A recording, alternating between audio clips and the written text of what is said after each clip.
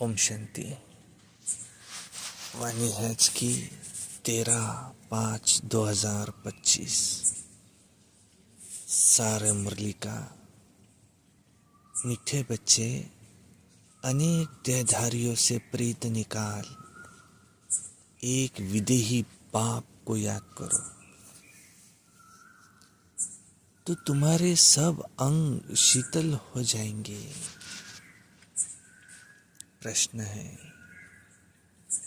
जो दैवी कुल की आत्माएं हैं उनकी निशानी क्या होंगी? उत्तर है, दैवी कुल वाली आत्माओं को इस पुरानी दुनिया से सहज ही वैराग्य होगा। दूसरा, उनकी बुद्धि बेहद में होगी। शिवालय में चलने के लिए वो पावन फूल बनने का पुरुषार्थ करेंगे। तीसरा, कोई आसुरी चलन नहीं चलेंगे। चौथा, अपना पोता मेल रखेंगे कि कोई आसुरी कर्म तो नहीं हुआ, और बाप को सच सुनाएंगे, कुछ भी छिपाएंगे नहीं। गीत है, न वह हमसे जुदा होंगे। ओम शांति। अभी यहाँ है बेहद की बातें, हद की बातें सब निकल जाती। दुनिया में तो अनेकों को याद किया जाता है, अनेक देहधारियों के साथ प्रीत है। विदेही एक ही बाप है जिनको परम पिता परमात्मा शिव कहा जाता है। तो मैं अब उनके साथ ही बुद्धि का योग जोड़ना है, कोई देहधारी को याद नहीं करना है। ब्राह्मण आदि खिलाना ये सब हुई कलयुग की रस्म रिवाज। वहाँ की रस्म रिवाज और यहाँ की रस्म रिवाज बिल्कुल अलग है। यहाँ कोई भी देहधारी को याद नहीं करना है। जब तक वो अवस्था आए तब तक पुरुषार्थ चलता रहता है। बाप कहते हैं, जितना हो सके पुरानी दुनिया के जो होकर गए हैं या जो है उन सब को भूल जाना है। सारा दिन बुद्धि में यही चले कि मुझे किसको क्या समझाना है। सबको बताना है कि आकर वर्ल्ड के पास्ट, प्रेजेंट, फ्यूचर को समझो, जिसको कोई भी नहीं जानते। पास्ट अर्थात कब से शुरू हुई, प्रेजेंट माना अब क्या है, शुरू हुई है सतयुग से, तो सतयुग से लेकर अभी तक, और फ्यूचर में क्या होना है दुनिया तो बिल्कुल नहीं जानती। तुम बच्चे जानते हो, इसलिए तुम चित्र आदि बनाते हो। यह है बड़ा बेहद का नाटक। वो झूठे हद के नाटक तो बहुत बनाते हैं। स्टोरी बनाने वाले अलग होते हैं, नाटक की सीनरी बनाने वाले दूसरे होते हैं। ये सारा राज अभी तुम्हारी बुद्धि में है। अभी जो कुछ तुम देखते हो वो नहीं रहेगा, विनाश हो जाएगा। तो तुमको सतयुग की नई दुनिया की सीनरी बहुत अच्छी दिखलानी पड़े। जैसे अजमेर में सोनी द्वारिका है, तो उसमें से भी सीनरी लेकर नई दुनिया अलग बनाकर फिर दिखाओ। इस पुरानी दुनिया को आग लगनी है, इनका भी नक्शा तो है ना। और ये नई दुनिया इमर्ज हो रही है, ऐसे से ख्याल कर अच्छी रीति बनाना चाहिए। अब ये तो तुम समझते हो, इस समय मनुष्यों की है बिल्कुल जैसे पत्थर बुद्धि। कितना तुम समझाते हो फिर भी उनकी बुद्धि में बैठता नहीं। जैसे नाटक वाले सुंदर सीन सीनरी बनाते हैं, ऐसे कोई से मदद ले। स्वर्ग की सीन सीनरी बहुत अच्छी बनानी चाहिए। वो लोग आइडिया अच्छी देंगे, युक्ति बताएंगे, उनको समझाकर ऐसा अच्छा बनाना चाहिए जो मनुष्य आकर झट समझे कि बरोबर सतयुग में एक ही धर्म था। तुम बच्चों में भी नंबरवार है जिसको धारणा होती है। और देह अभिमानी बुद्धि को छीछी कहा जाता है, देही अभिमानी को गुलगुल फूल कहा जाता है। अभी तुम फूल बनते हो। देह अभिमानी रहने से कांटे के कांटे रह जाते हैं। तुम बच्चों को तो इस पुरानी दुनिया से वैराग्य चाहिए। तुम्हारी है बेहद की बुद्धि, बेहद का वैराग। हमको इस वैशाल्य से बड़ी नफरत है। अभी हम शिवालय जाने के लिए फूल बन रहे हैं। बनते बनते भी अगर कोई ऐसी खराब चलन चलते हैं तो समझा जाता है कि इनमें अभी भूत की प्रवेशता है। एक ही घर में देखो, पति हंस बन रहा है, पत्नी नहीं समझती है, तो डिफिकल्टी होती है, सहन करना पड़ता है, समझा जाता है इनकी तकदीर में नहीं है। अब सब तो दैवी कुल बनने वाले भी नहीं है, जो बनने वाले होंगे वही बनेंगे। बहुतों की खराब चलन की रिपोर्ट्स आती हैं, ये आसुरी गुण है। इसलिए बाबा रोज समझाते, अपना पोता मेल रात को देखो कि आज कोई भी आसुरी काम तो हमने नहीं किया। बाबा कहते हैं सारी आयु में भी जो भूल की है बताओ। कोई कड़ी भूल करते हैं तो फिर सर्जन को बताने में लज्जा आती है, क्योंकि इज्जत जाएंगी ना। और न बताने से फिर और ही नुकसान हो जाए तो माया ऐसे थप्पड़ मारती है जो एकदम सत्यानाश कर देती है। माया बड़ी जबरदस्त है। 5 विकारों पर जीत पा नहीं सकते तो बाप भी फिर क्या करेंगे। बाप कहते हैं मैं रहमदिल भी हूँ तो कालों का काल भी हूँ। तो मुझे बुलाते ही हो, हे पतित पावन, आओ आकर पावन बनाओ। मेरा नाम तो दोनों है ना, कैसे मैं रहमदिल भी हूँ फिर कालों का काल भी हूँ। तो वो पार्ट मैं अभी बजा रहा हूँ। कांटों को फूल बनाते हैं तो तुम्हारी बुद्धि में वो खुशी है। अमरनाथ बाप कहते हैं तुम सब पार्वतिया हो। अभी तुम माम एकम याद करो तो तुम अमरपुरी में चले जाएंगे और तुम्हारे पाप नाश हो जाएंगे। उस यात्रा करने से तुमको तुम्हारे पाप नाश तो होते नहीं है। यह है भक्ति मार्ग की यात्राएं। बच्चों से ये भी प्रश्न पूछते हैं कि खर्चा कैसे चलता है, परंतु ऐसा कोई समाचार देते नहीं है कि हमने ये रिस्पॉन्ड किया। इतने सब बच्चे ब्रह्मा की औलाद ब्राह्मण है तो हम ही अपने लिए खर्चा करेंगे ना। राजाई भी श्रीमत पर हम ही स्थापन कर रहे हैं अपने लिए। राज्य भी हम ही करेंगे। राजयोग हम सीखते हैं तो खर्चा भी हम ही करेंगे। शिव बाबा तो अविनाशी ज्ञान रत्नों का दान देते हैं जिससे कि हम राजाओं का राजा बनते हैं। बच्चे जो पढ़ेंगे तो वही तो खर्चा करेंगे ना। तो समझाना चाहिए हम अपना खर्चा करते हैं, हम कोई भीख व डोनेशन नहीं लेते हैं। परंतु बच्चे सिर्फ लिख देते हैं कि ये भी पूछते हैं। इसलिए बाबा ने कहा था कि जो सारे दिन में तुम सर्विस करते हो वो शाम को पोता मेल बताना चाहिए। उसकी भी पीठ होनी चाहिए।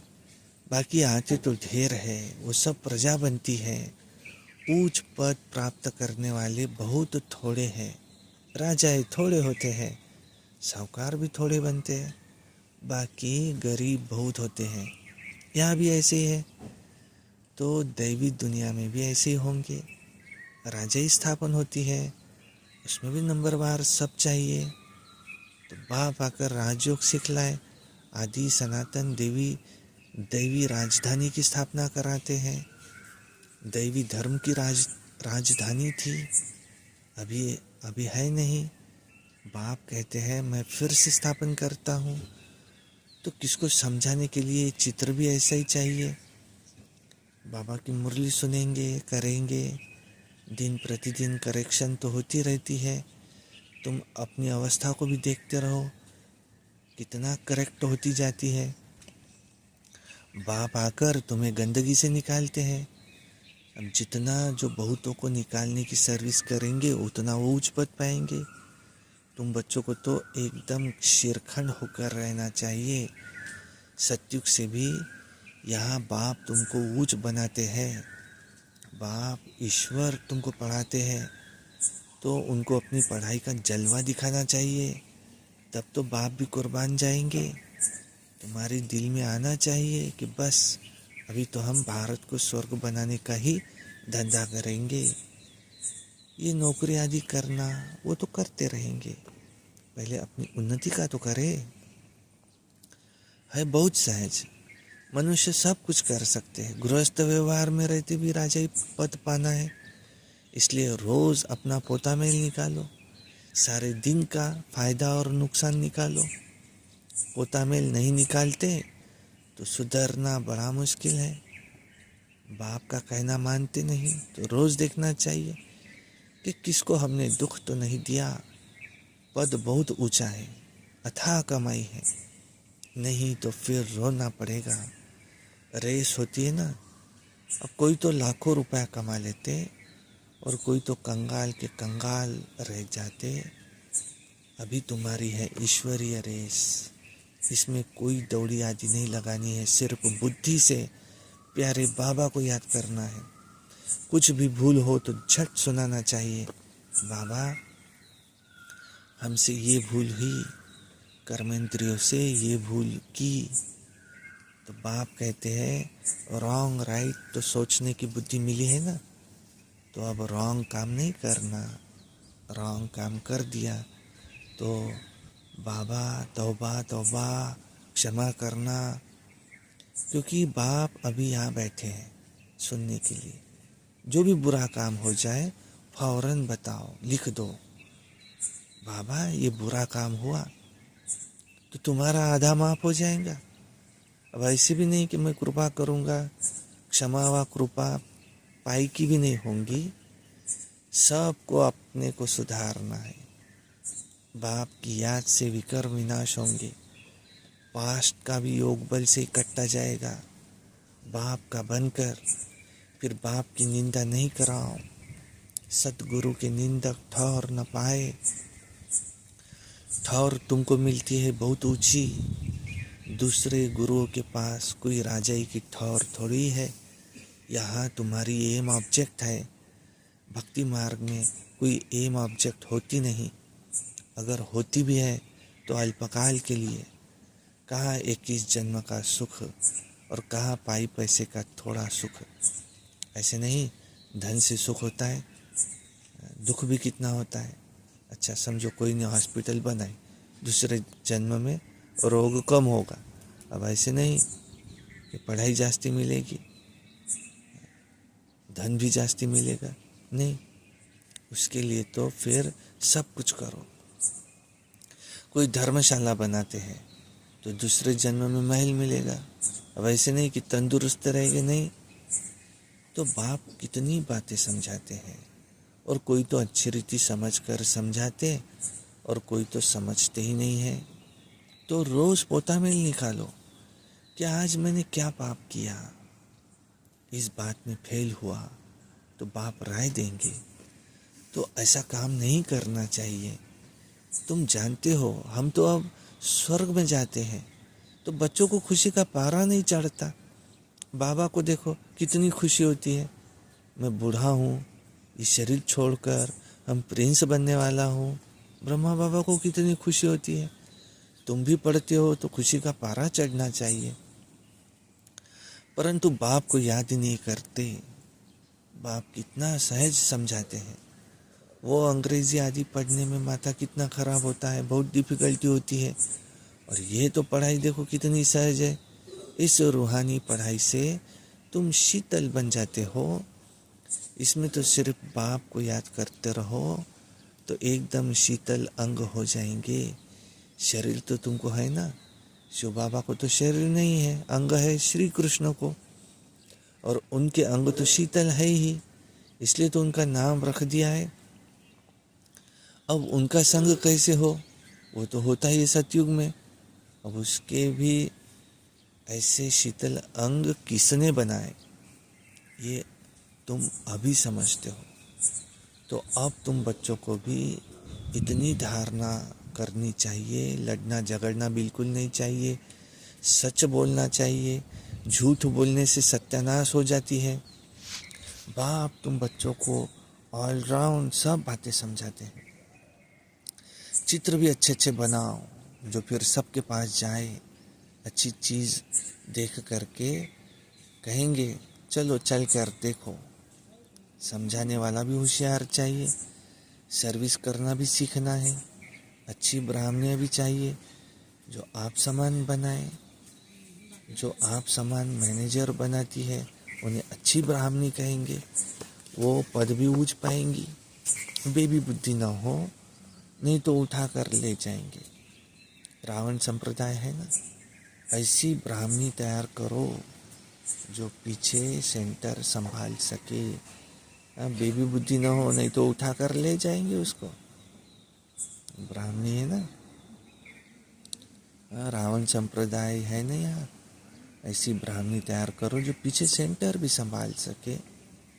अच्छा, मीठे मीठे सिकिलधे बच्चों प्रति माता पिता बाप दादा का याद प्यार और गुड मॉर्निंग।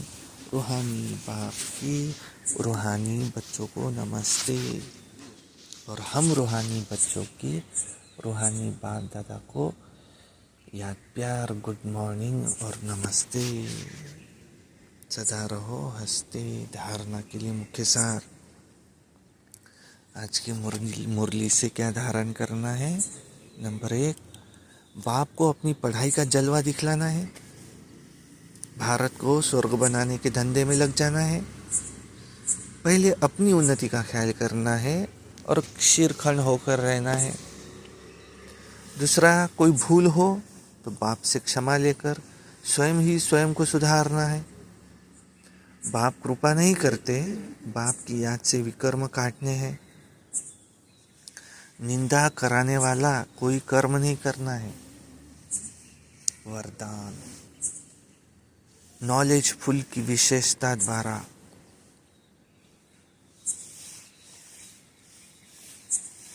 संस्कारों के टक्कर से बचने वाले कमल पुष्प समान न्यारे व साक्षी भव।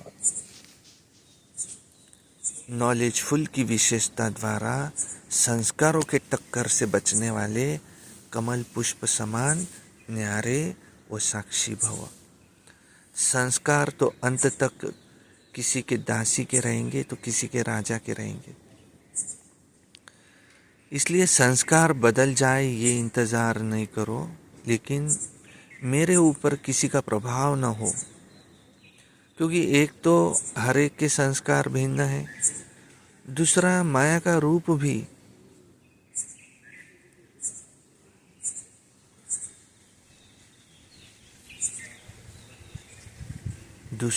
माया का भी रूप बनकर आते हैं।